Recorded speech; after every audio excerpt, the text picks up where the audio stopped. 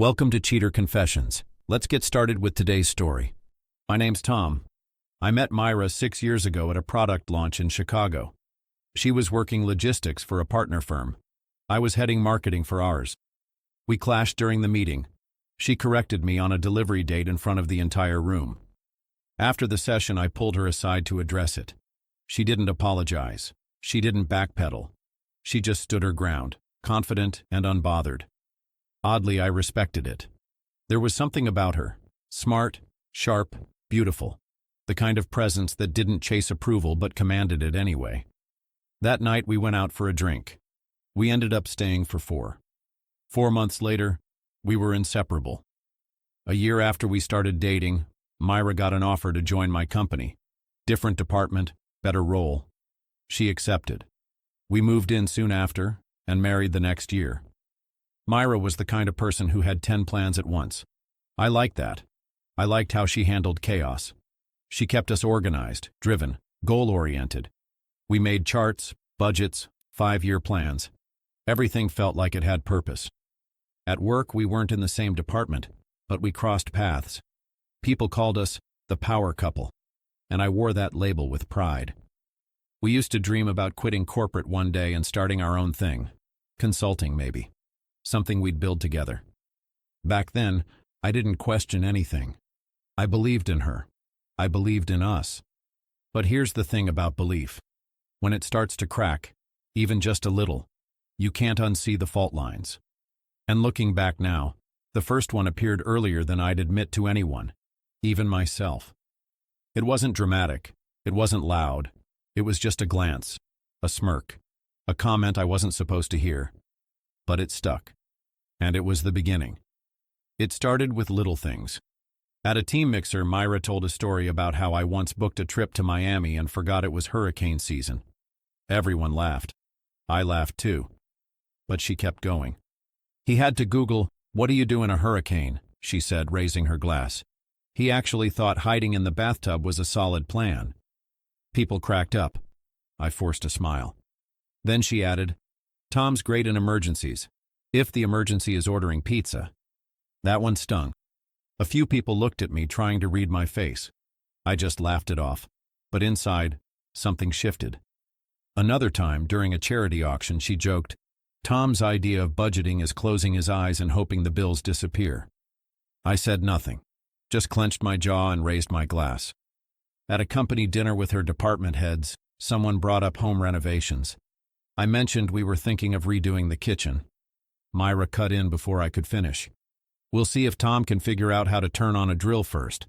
Last time he tried to hang a shelf, I had to call my brother." Everyone laughed, even her vice president. After that night, I couldn't hold it in anymore. We were driving home, silence hanging between us. "You like making me look stupid in front of people?" She rolled her eyes. "Tom, it was a joke, relax. You said I don't know how to use a drill. In front of your vice president." "It got a laugh," she said. "Maybe don't be so sensitive." That word, sensitive, she used it like a knife. Every time I showed discomfort, she labeled it weakness. But it wasn't sensitivity. It was clarity. The kind you can't unhear once it's said out loud. She thought belittling me made her look strong. What she didn't see was that I'd stopped laughing. And I'd started listening. I didn't argue. I didn't push back, but I didn't forget it either, and she didn't stop. Every time we were around people, it was like she had a spotlight and I was the punchline. At home, things were fine. Not great, just fine. We were still functional, still planning trips, still going through the motions. But something had shifted. She stayed late at work more often, said she had meetings, said she was building bridges with upper management. I wanted to believe her. But then one night I stopped by her office to surprise her with dinner. She wasn't there. Her assistant Marlene blinked at me. She left an hour ago, said she had a date night. I stood there holding a paper bag full of tacos. When she got home 2 hours later, she didn't flinch. "Oh," she said, dropping her keys. "I forgot I told them that. I went to get drinks with the team." I watched her. No guilt, no stumble. "Drinks with who?" I asked. "Brian, from finance and some others." She said it casually, too casually. I nodded. Sure. She kissed me on the cheek like nothing happened. That night I couldn't sleep. Not because I knew something was wrong, but because I knew I was about to find out. And once I did, nothing would be the same. I started paying attention. Not obsessing, just tracking. Every time Myra said she'd be late, I wrote it down.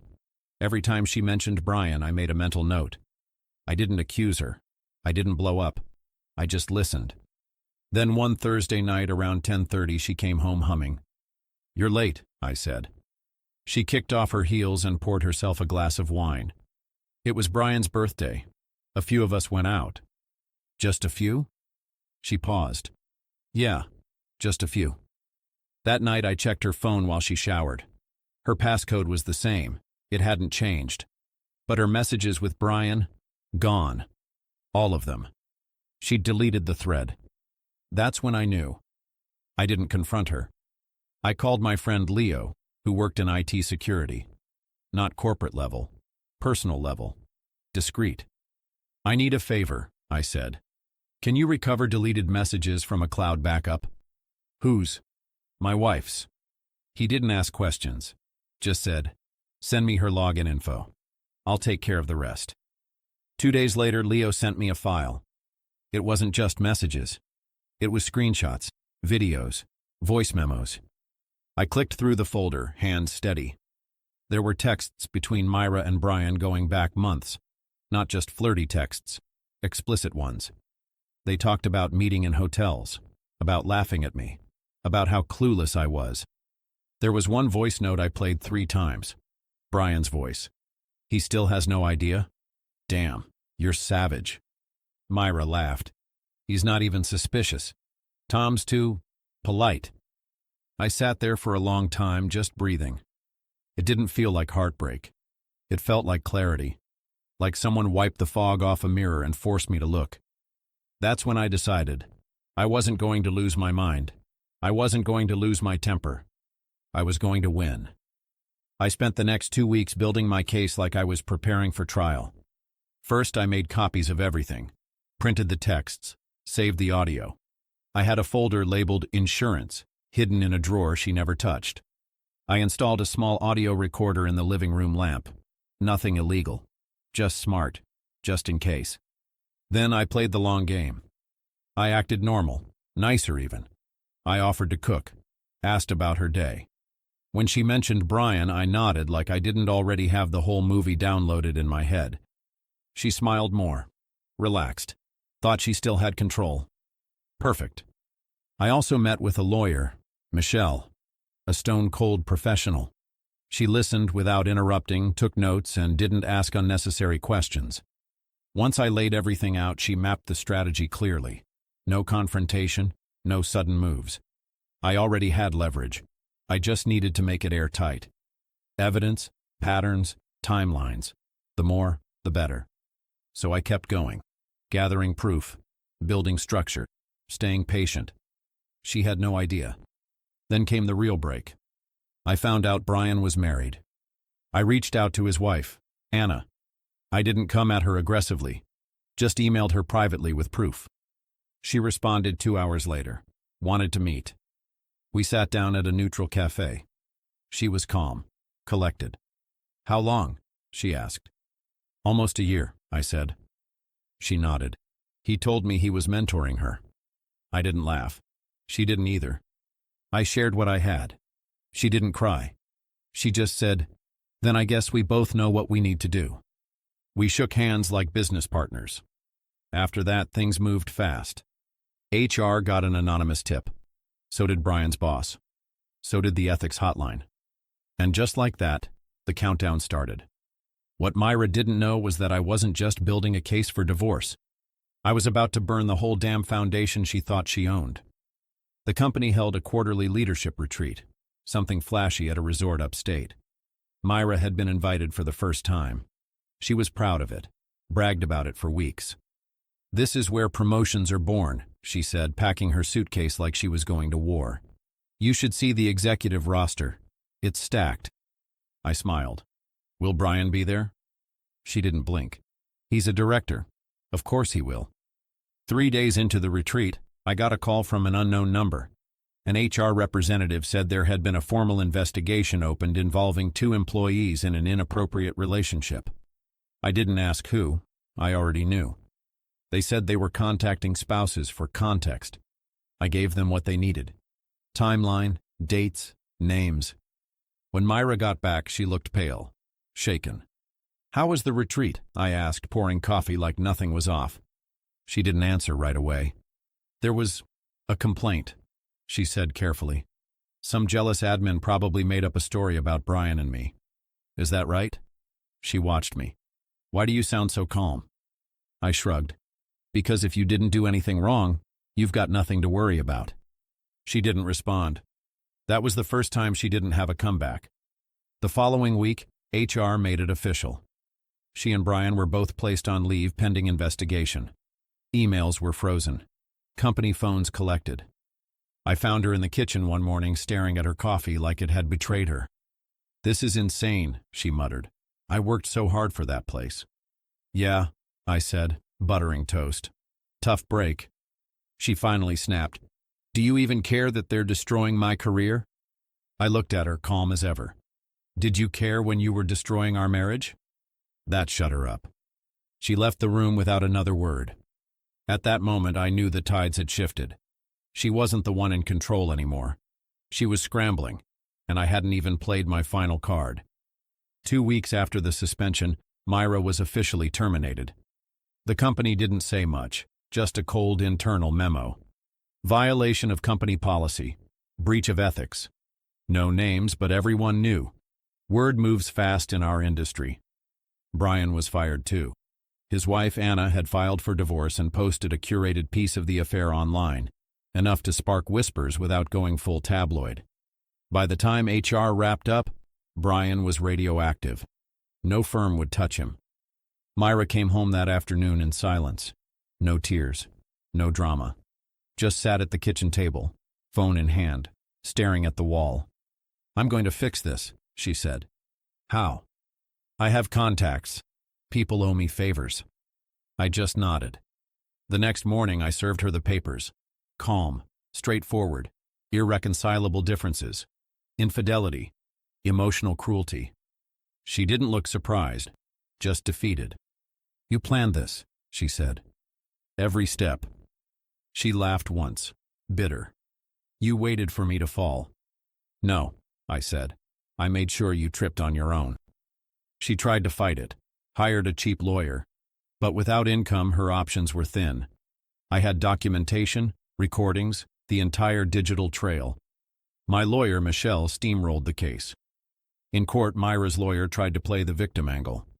She was under extreme workplace pressure. Tom was emotionally unavailable. The judge cut in. "Let's stick to facts." We did. I got the house, I got the accounts. She walked away with a fraction of what she expected.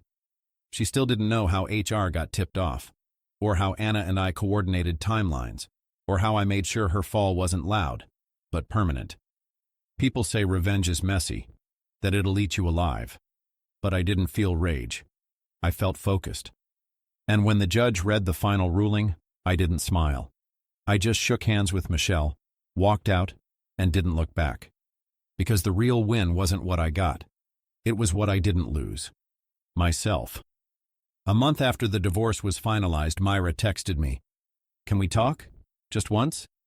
I stared at the screen for a minute, then typed back, "1 hour, tomorrow, noon, the new cafe downtown." She showed up 5 minutes late wearing the same black blazer she used to wear when she wanted to look in charge. It didn't work anymore. "Tom," she said like she'd rehearsed it. "Thanks for meeting me." I nodded. "Say what you need to say." She sat down slowly, eyes searching mine. "I just wanted to understand. How did this all happen so fast?" I sipped my coffee. It didn't. It was slow. Calculated. "So it was you. You sent the tip to HR." "Yeah." Her jaw tightened. "You ruined everything I worked for." "No," I said calmly. "You did. I just turned on the lights." She looked down, then up. "I didn't think you'd ever fight back." "I know. You built this version of me in your head. Quiet, passive, harmless. You thought you could keep taking from me and I'd just absorb it." She didn't argue, just sat there letting it land. Then I leaned in. "I didn't destroy you, Myra. I exposed you. You want to blame me because it's easier than owning the fact that you broke something solid for a fling with a guy who treated you like a side project." Her voice was low. "You still sound angry." "I'm not angry," I said. "I'm free." She looked like she might say something else, but nothing came. Just silence. She stood and walked out. I didn't watch her leave. Didn't need to. 6 years ago, I met a woman who made room stop when she walked in. Today, she couldn't even meet my eyes. I paid the bill, stepped outside, and didn't look back. It was over. Not dramatic, not loud, just done. And for the first time in a long time, that was enough. Thank you for watching.